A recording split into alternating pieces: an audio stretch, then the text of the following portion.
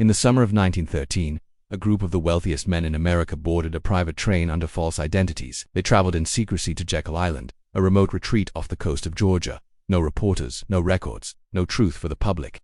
What they created in that room over 9 days would change the nature of money forever. They didn't just design a central bank. They engineered invisibility itself. Because the greatest trick ever pulled on humanity wasn't making money disappear. It was making you forget it was ever there.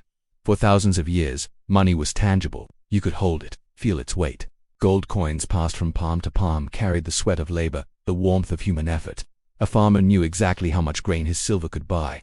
A merchant could see his fortune stacked in his vault. Money was real because it was visible, and because it was visible, it was saved. The ancient Babylonians saved clay tokens. The Romans hoarded bronze and gold.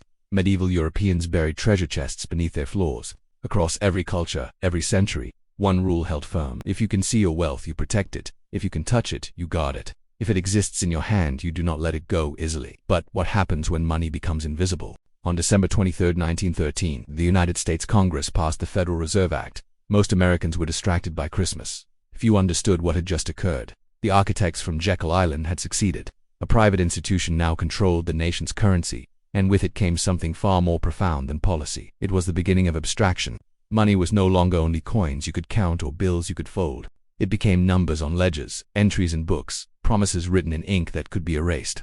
And as money became less tangible, something inside the human mind shifted. Saving stopped being instinctive. Spending became effortless, because you cannot mourn what you cannot see leaving your hands. Fast forward to August 15, 1971. President Richard Nixon appeared on national television and announced that the United States would no longer convert dollars to gold. The Bretton Woods system collapsed.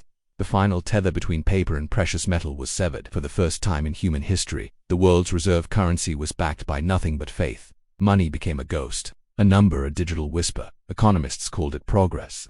They said it allowed flexibility, growth, liquidity. But what they didn't say was this. When money loses its physical form, it loses its emotional weight. And when it loses emotional weight, it evaporates from our minds the moment it leaves our accounts. Consider this carefully. Your great-grandparents held cash. They saw every dollar earned, every dollar spent.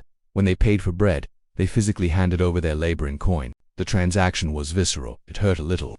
That pain was a warning system built into the soul. But you tap a card, you click a button. Money flows out of your life in silence. No sound, no texture, no moment of hesitation.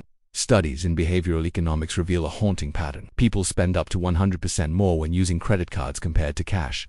Not because they wanted to, but because the money never felt real, it was invisible.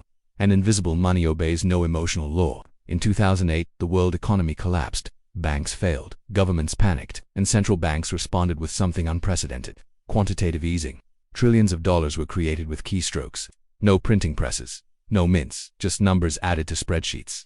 The money supply exploded, but you never saw the bills. They existed only in the digital ether, flowing through institutions, inflating asset prices, quietly eroding the value of every dollar you had saved. And because it was invisible, most people didn't notice until it was too late, until their rent doubled, until groceries became luxuries, until the gap between the wealthy and everyone else became an unbridgeable chasm. Now we arrive at the present, the age of apps and algorithms. Your salary is direct deposited. Your bills are auto-paid. Subscriptions drain your account while you sleep. Money enters and exits your life without ceremony, without awareness, without friction. Savings accounts show numbers on a screen. Retirement funds are pixels on a web page. Wealth itself has become a digital hallucination, real only in the abstract, distant only in perception. And the system depends on this invisibility. Because visible money is saved money. Invisible money is spent money. And an economy built on endless consumption cannot afford a population that saves what it sees. There is an ancient wisdom that has been forgotten in the noise. The Babylonian clay tablets spoke of it. The Medici bankers practiced it. Your grandparents lived by it. Save what you see. The wealthiest families throughout history understood this rule not as morality but as survival. They converted invisible money into visible wealth. Land you can walk on. Gold you can hold. Art you can admire. Businesses you can touch. Because abstraction is the enemy of accumulation. What exists only in your mind can be stolen by inflation, devalued by decree, erased by crisis. But what you can see, that you can defend. Today, we live in the most prosperous era in human history, yet personal savings rates in developed nations are at historic lows. Credit card debt has never been higher. The average person cannot cover a $400 emergency. This is not a failure of income, it is a failure of perception. Money has become so invisible that we have forgotten how to hold on to it.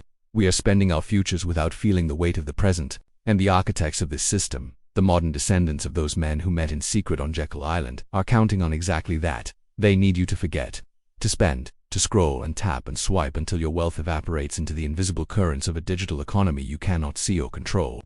But here is the truth they do not want you to understand. Invisibility is a choice.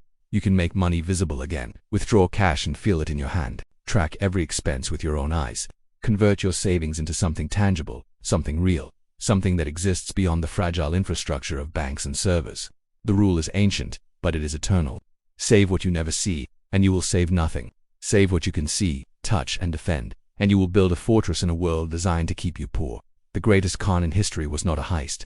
It was not a scheme. It was convincing you that your money isn't real, that wealth is just a number, that saving is old-fashioned, that you should trust the invisible. But history whispers a warning. Empires fall, currencies collapse, systems fail, and when they do, the only thing that survives is what you can hold in your hands. The invisible always disappears. The visible endures. Remember that, before it's too late.